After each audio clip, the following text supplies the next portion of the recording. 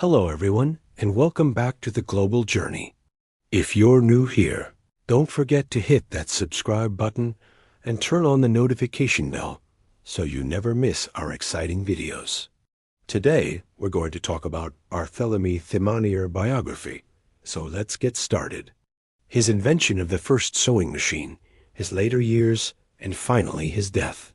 Barthélemy Thimonnier was born in 1792 in the village of Chaligny in France. His father was a farmer who owned a small farm on the outskirts of town. Life was not easy for the family, and they struggled to make ends meet. When Barthélemy was just 12 years old, his father passed away, leaving his mother to take care of him and his siblings alone. She had to take in laundry to make money so that she could feed her children. And because there was no school in their village, young Thimonnier had to walk barefoot 5 miles every day to get to school in a neighboring town. He would often miss classes because he had to help his mother with her work. But despite these difficulties, Thimonnier was a bright student and was particularly interested in math and mechanics. He loved taking apart clocks and other mechanical devices to see how they worked. When he turned 16, he was apprenticed to a watchmaker, but it was not fulfilling his desire to invent things. So he enlisted in the military and became a soldier. He served in the French army for several years, fighting in many battles during the Napoleonic Wars. While in the army, Thimonnier continued to develop his mechanical skills, and he began experimenting with ways to automate tasks such as button hooking. He realized that this was something that women spent hours doing by hand, and he thought that there had to be a better way. This led him to begin designing his first sewing machine. After the war, Thimonnier returned home and married a woman from the town. He then opened up a workshop where he made shoes and repaired clocks and watches. But his real passion was inventing. In 1829, he received a patent for an improved weaving loom, which was an important invention at the time, since looms were used to make fabric for clothing and other textiles. The patent allowed him to make some money, but it also attracted the attention of the inventor, Joseph Marie Jacquard, who was famous for inventing a machine that could weave more complex patterns using punched cards. Jacquard was impressed with Thimonnier's work and offered to buy out his patent for a large sum of money. For anyone else, this would have been a dream come true, but for Thimonnier, he felt like he had just scratched the surface of what was possible with his invention. He wanted to do more, and he turned down Jacquard's offer. Instead, he decided to use the money he had saved up to build a new workshop where he could focus on inventing. He hired a few assistants and set to work designing his next invention. By 1830, he had completed his first prototype of a sewing machine that could quickly stitch together pieces of cloth using a needle and thread. It didn't look anything like the sewing machines that we know today, but it was revolutionary nonetheless. Unfortunately, when he tried to show off his invention to potential investors, they were not impressed. They told him that it was too complicated and that no one would ever want to use such a machine. But Thimonnier was not deterred. He knew that his invention was a success, and he just needed to improve it and find the right investors. He continued to work on his sewing machine, making improvements and filing patents until 1834, when he finally felt confident enough to showcase it to the public. He set up shop in a store window in Paris and invited passers-by to come see his amazing invention. To everyone's amazement, the machine worked perfectly, and people flocked to see it.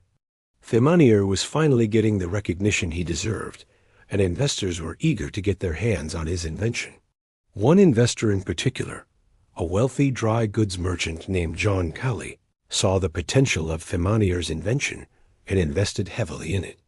Together, they formed a partnership and began producing sewing machines on a larger scale. But trouble was brewing in paradise. While the sewing machine was a success, Thimonnier and Calley couldn't agree on how to move forward. Calley wanted to keep the price of the machines low so that they would sell more of them, while Thimonnier wanted to keep the prices high so that he could make more profit. They argued constantly, and eventually their partnership fell apart. Now that Thimonnier was on his own again, he decided to leave France and move to England, where he filed another patent for an improved sewing machine. He then set up a factory in London, where he produced and sold his machines. But they weren't as successful as they had been in France, and he soon found himself back in Paris with very little money. Determined to make a comeback, he created a new version of his sewing machine that was even simpler and more efficient than before. He called it the double active machine, and it quickly became the most popular model yet.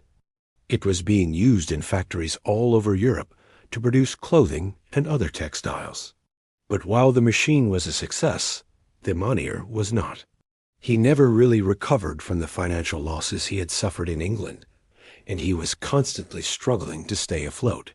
He tried different business models and even opened a shop selling sewing machines and furniture, but nothing really worked out for him. He continued to invent and file patents for new and improved versions of his sewing machine, but he was never able to make enough money to live comfortably. In his later years, he became increasingly bitter about how he had been treated, and he began to lash out at those who he felt had wronged him. He wrote letters to newspapers accusing them of stealing his ideas, and in one instance he even attacked a tailor who had criticized his work. These outbursts did not make him any more popular, and he was often seen as being difficult to work with. Eventually, he gave up on trying to make a living selling sewing machines, and instead, he took a job working for a company that manufactured buttons. It was a far cry from the successful inventor that he had once been, and he died believing that he had been misunderstood and unappreciated. Barthélemy Thimonnier passed away on June 24th, 1855, at the age of 63. He is buried in the Montmartre cemetery in Paris. Although he didn't live to see his invention become widespread, he left behind a legacy that would change the world forever. Thanks to his invention, clothing and other textile products could now be mass-produced, which led to the growth of the garment industry. His sewing machine was also used in homes, allowing women to sew their own clothes and mend their own fabrics. Before the sewing machine, women typically had to spend hours each week mending clothes by hand, but now they could do it much faster with a machine. This saved them time to do other things, which contributed to the rise of the women's rights movement. The sewing machine was also used in schools to teach girls how to sew, which helped them become more independent and self-sufficient. Sewing machines are still used today for a variety of purposes, from making clothing to quilting to upholstery. And it's hard to imagine our world without them. So the next time you see a sewing machine, take a moment to think about the man who invented it and the impact it has had on our lives. Thank you for watching, and I hope you learned something new. If you enjoyed the video, please give it a thumbs up and share it with your friends. And if you haven't already, please subscribe so you don't miss out on future videos. Thanks again for watching, and we'll see you next time.